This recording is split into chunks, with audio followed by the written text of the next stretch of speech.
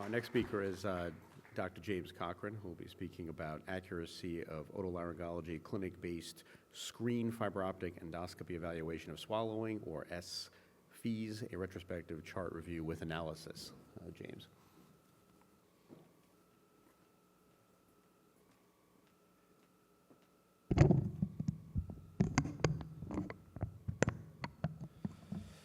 Good morning, everybody. Happy to be able to present this. Thank you to Dr. Abugana, my mentor on this, for the patience and the idea. And I'm happy to talk to you about our research. So this is accuracy of otolaryngology clinic-based screen fiber optic endoscopic evaluation of swallowing. We call it the SFEES, and this is a retrospective analysis. Nothing to disclose. This was presented a number of different places. The European Laryngological Society this year was presented in poster format at COSM and at the Metropolitan Research Day.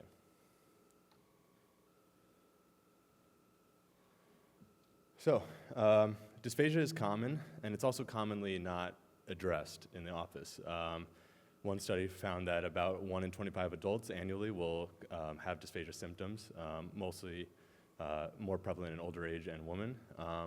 Only 23% of people actually saw a healthcare professional for their swallowing problem in the last 12 months. And of these that saw a healthcare professional, only 37% were actually given a diagnosis for their swallowing problem. How we address dysphagia in the office as ENTs typically starts with a normal history and physical. There are validated subjective assessment rating scales. The EAT-10 is the most common. Score greater than 3 suggests swallow dysfunction. We also are blessed with the capabilities of transnasal flexible laryngoscopy. Dr. Al-Rasi illuminated us on how far we've come with that. But often it ends there, and the next step is a referral for an objective swallow assessment, in this country typically performed by an SLP, a FEES or MBSS. We do know from some good literature out there that no bedside screening protocol has been actually shown to provide adequate predictive value for presence of aspiration. Bedside clinical swallow evaluations, whether in the office or inpatient, have low sensitivity and low specificity for diagnosing swallow dysfunction. This is why an objective assessment is typically indicated. The two gold standard ones in this country are FEES and VFSS. There's advantages and disadvantages to both. I won't bore you with the details, but FEES is typically performed, it's easy to perform when you're trained in laryngoscopy. It can be well tolerated. There are disadvantages. The whiteout is commonly discussed. The whiteout when patients swallow can obstruct interpretation of the exam. And it also does not directly evaluate the oral or esophageal phase. Video fluoroscopic swallow evaluation, or MBSS, allows for whole swallow evaluation. It is considered invasive as it involves radiological exposure, and sometimes wait times to get a procedure like this can be longer than a flexible endoscopic exam that's able to be performed in the office. Different validated scales have been used to objectify the interpretation of both of these studies. The common ones for the FEES exam are the Yale Pharyngeal Residue Severity Rating Scale and the Penetration Aspiration Scale. These essentially assess three main things: penetration and aspiration, and pharyngeal residue. The Yale scale looks at different subsites within the larynx and grades it mild to severe on how much residue is left after the swallow. Interpretation of all three of these things leads to an assessment of the overall swallow function of the patient. And then MBSS, a unique interpretive objective way to evaluate MBSS, is the MBS-IMP. This essentially looks at 17 different points in the barium swallow and the modified barium swallow, and rates them and provides an overall objective comparable assessment of the swallow. How does this apply to ENTs?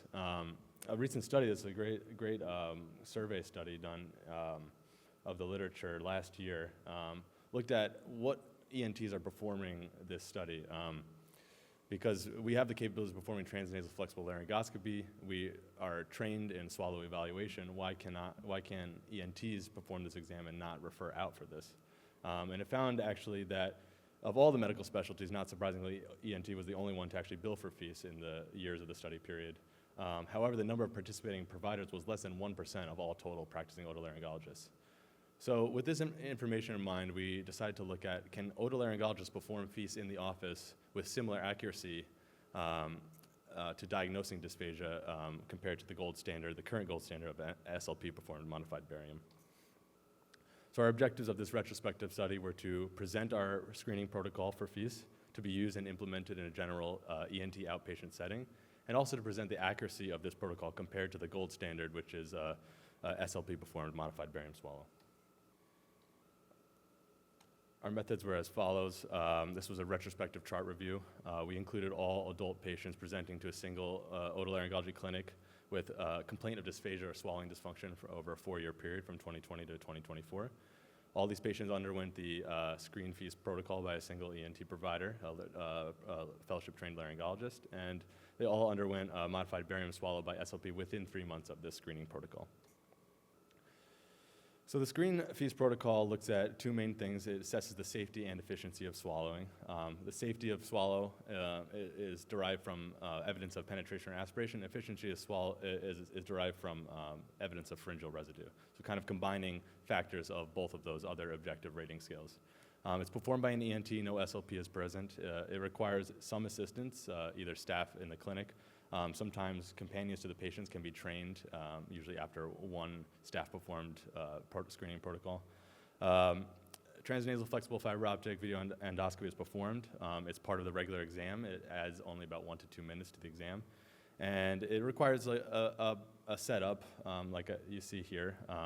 We essentially trial 3 different textures: thin liquids, done with sips or a straw, puree, and dry solid food. Each texture is trialed twice, and an assessment is made of the penetration, aspiration, and pharyngeal residue.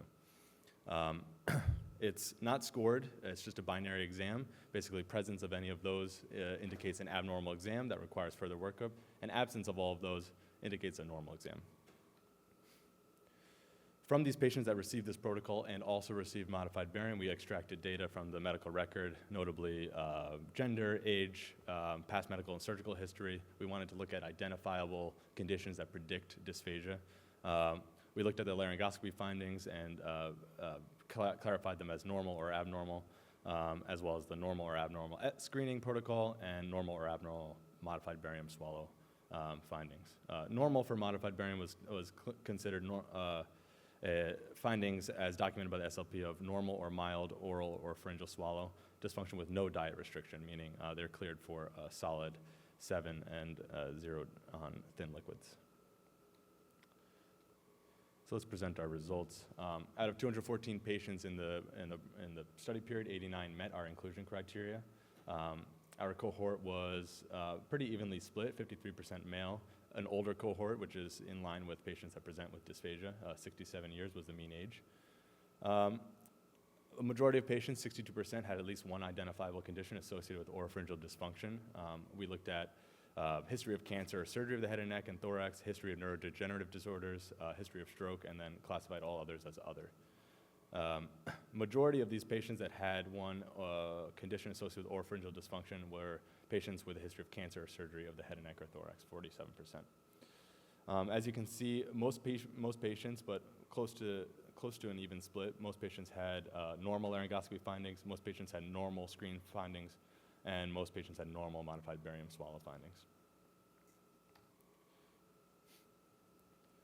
Like I said, most patients had a screening exam. This is a breakdown between the normal and abnormal people who screened as abnormal or normal. We looked at the comparison between these 2 groups.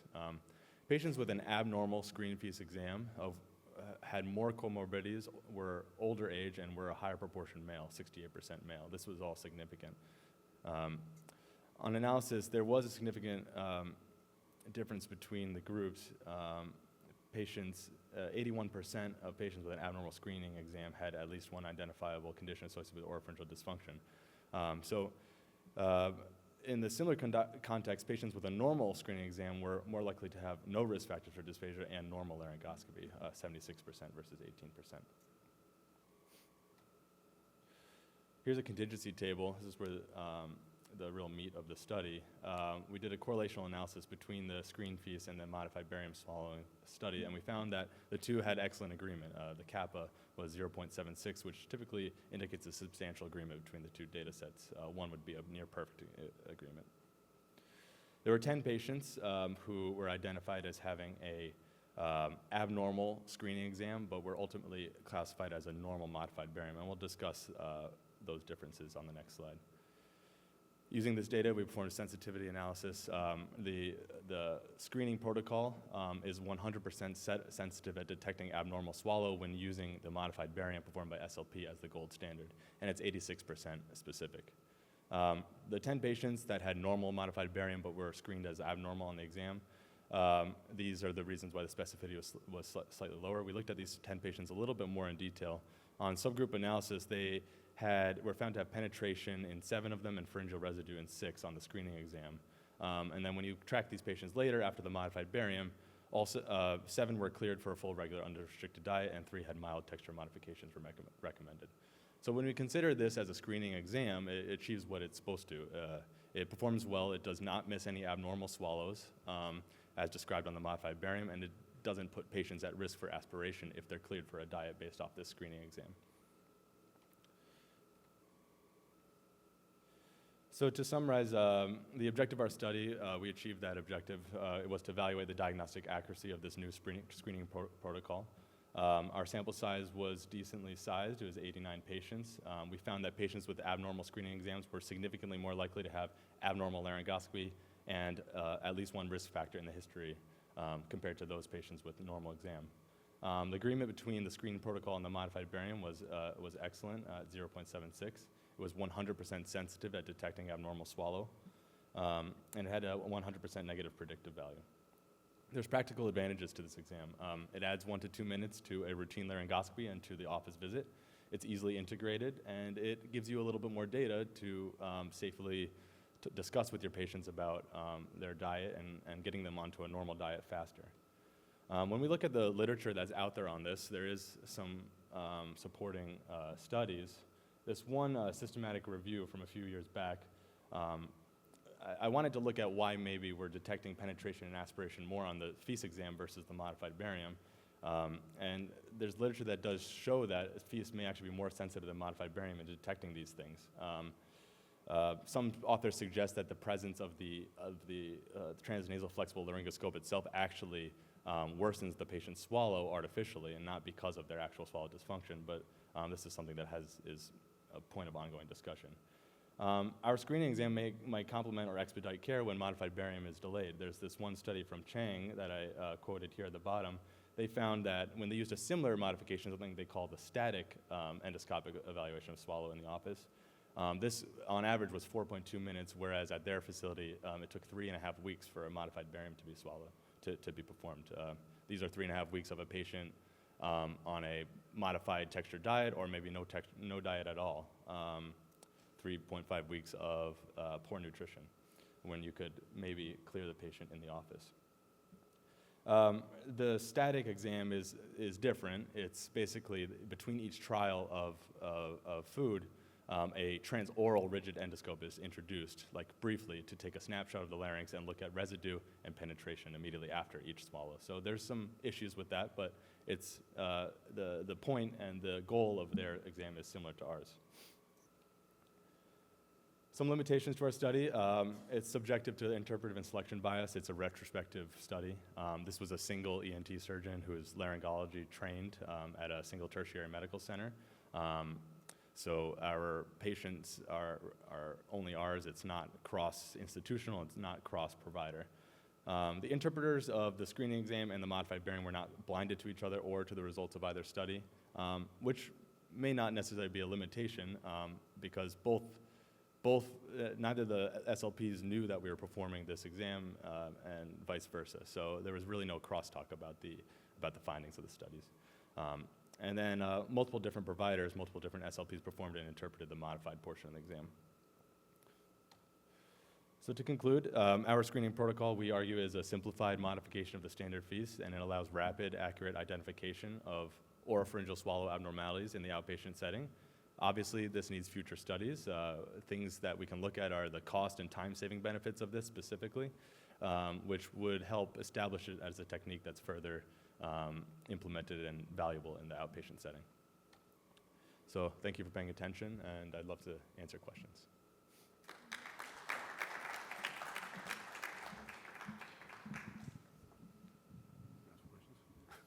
Sorry, any questions here in the audience?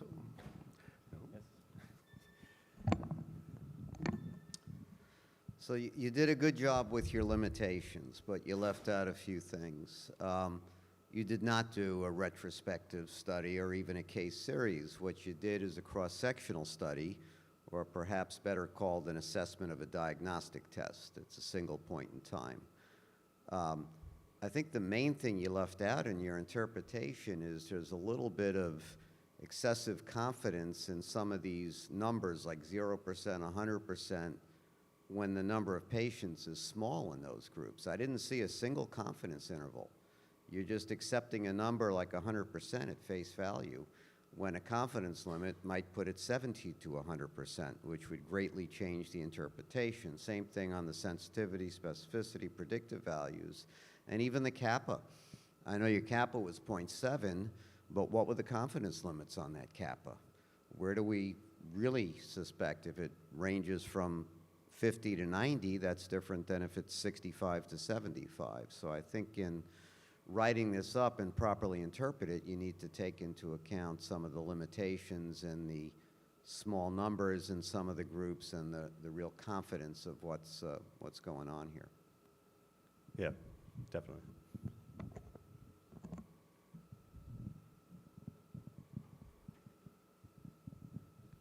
Thank you. I thought that was a great presentation. I guess I have a question. Is aspiration 0 or 100%? I mean, I assume we all aspirate at some time, and so is it clinically relevant, and how does clinically relevant aspiration feed into this? Yeah, you can't think of it as 0 and 100%. That's why these scales have been generated, like the penetration aspiration scale that scores things based off of the degree, the subsites of penetration, the degree of penetration, the lack of a cough reflex, things like that. I guess for the purposes of a screening exam, we really simplified things to binary, abnormal or normal. Anything abnormal warrants further investigation with an objective assessment that's going to score these things. But yeah, you can't say that aspiration is binary. Yeah. Do we have any Zoom questions that were not already addressed? So I have a quick one, James. So, I mean, for the laryngologist, I mean, where do you optimally see this sort of fitting into our armamentarium for dysphagia? I mean, should we be kind of screening them and then sending them to MBS if there's some questions? I mean, how do you see this sort of practically playing out in our office? Yeah, thank you. I think this would be a great adjunct to the clinical exam that should be performed on any patient who presents with dysphagia or swallow dysfunction, especially if you're the first provider to see these patients.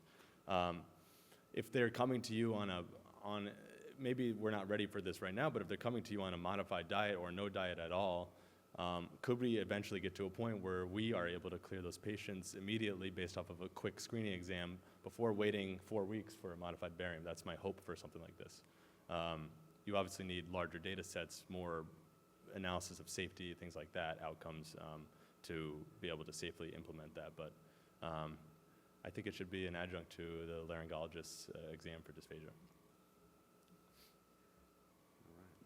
Thanks. Thanks, James. I will caution you that it takes me a little longer than 1 to 2 minutes, though, to do it. That's pretty quick.